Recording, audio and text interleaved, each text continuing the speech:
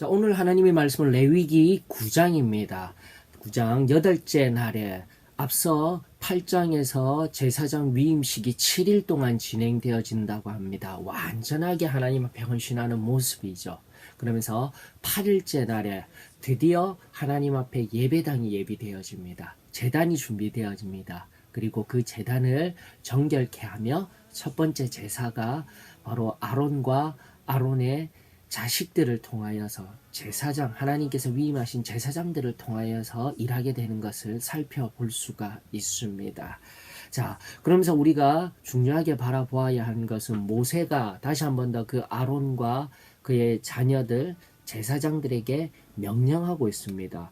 6절에 보니까 모세가 이르되 이는 여호와께서 너희에게 명령하신 것이니라. 그러면서 여호와의 영광이 너희에게 나타나리라 라고 이야기를 하고 있어요.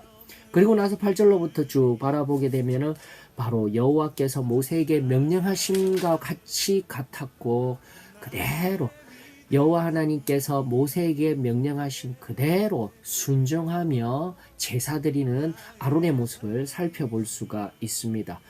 또다시 21절 말씀에도 동일합니다. 백성에 대하여 제사를 드릴 때도 여호와의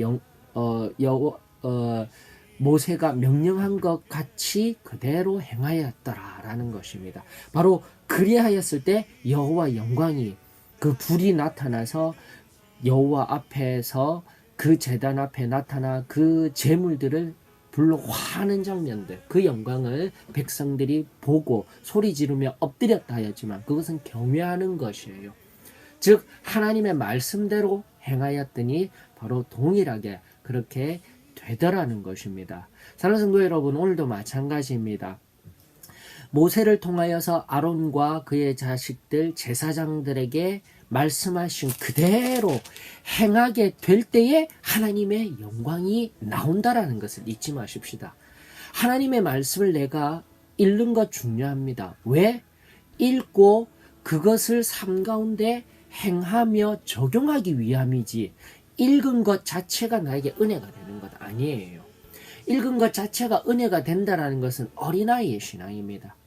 우리 하나님은 우리들에게 원하셔요. 우리가 자라나가기를 원하셔요. 장성한 자가 되어져서 하나님의 말씀의 뜻을 깨달아 그 말씀을 세상 가운데 온전히 이루며 행하며 나아가게 될 때에 그 말씀대로 살아가게 될 때에 우리는 승리하게 될 것이며 하나님의 영광이 바로 우리를 통하여서 세상에게 전하여지게 될 것이며 우리가 참된 산재물이 되는 삶을 살아갈 수 있게 된다라는 것입니다. 자, 오늘 말씀을 통하여서 오늘 이 하루 하나님 앞에 진정한 산재물의 삶으로 나아갈 수 있기를 원합니다. 저와 여러분들이 바로 세상의 중보자입니다.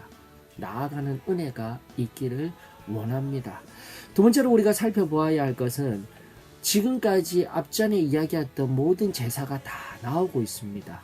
즉 번제, 화제, 소제, 화목제, 나아가 속죄제로 드려지고 있어요. 속건제는 빠졌습니다. 여러분 중요한 것은 속건제는 구원의 의미를 상징하며 죄의 결과에 대하여서 용서를 받는 거예요. 이제서 레위기뿐만이 아니라 지금부터 계속 말씀이 의미하겠지만 속건제를 드려라, 속건제를 드려라가 아니라 속죄제를 드려야 하는 겁니다. 우리가 구원과 성결을 받고 난 이후에 우리는 끊임없이 내 구원을 의심하면 안 돼요. 왜입니까? 예수 그리스도의 보혈로 말미암아 그 놀라운 가치로 말미암아 나는 참으로 구원받은 자입니다. 다만 우리가 구원에서 떨어질 수 있어요. 그것은 바로 내 마음의 양심에 화인 맞아서 그것이 굳어져 갈 때에, 즉 시편 19편 13절에 있는 고의로 범한 죄, 고범죄라고 해서 단수 처리가 된 것이 아닙니다. 뻔뻔하게 계속적으로 반복하여지는 죄로 인하여서 내가 어느 순간 예수 그리스도의 그 보혈의 은혜에서 떨어지는 상태가 있을 것입니다. 하나님의 은혜로 말미암아 끝까지 천국에 가는 것이 아니에요. 바로 그때는 구원의 자리에서 떨어져서 다시금 구원을 회복해야 하겠지만 우리 믿는 자들은 참된 성결함까지 이루고 성령의 침례를 받은 참된 승리하는 자들은 항상 속죄제를 드려야 되는 거예요. 즉 내 안에 성결을 살펴야 되는 것입니다. 거룩을 살펴야 되는 것이에요. 즉 내 안에 끊임없이 하나님과 대항하게 만들고 하나님의 은혜와 하나님의 일을 하지 못하게 하는 내 안에 성결함을 살펴서 그 원죄적인 측면, 즉 하나님과 끊임없이 대항하는 것을 반드시 제거하는 은혜가 우리의 삶 가운데 날마다 있어야 되는 것이에요. 굉장히 중요한 부분입니다. 그렇기 때문에 성경은 끊임없이 속죄제를 드려라 라고 이유로 이야기를 하고 있는 것입니다. 오늘 본문도 마찬가지예요. 자, 두 번째 중요한 교훈, 다시 한 번 더 우리 구원받고 성결함 받고 성령 침례 받은 우리 귀한 하나님의 백성은 늘 끊임없이 하나님의 성결을 위하여서, 내 내적인 성결을 위하여서 기도를 통하여서 말씀을 통하여서 점검받아야 합니다. 나아가 의식적 성결을 이루기 위하여서 늘 세상과 분투하며 싸워야 합니다. 하나님의 제물이 되어져야 합니다. 힘이 듭니까?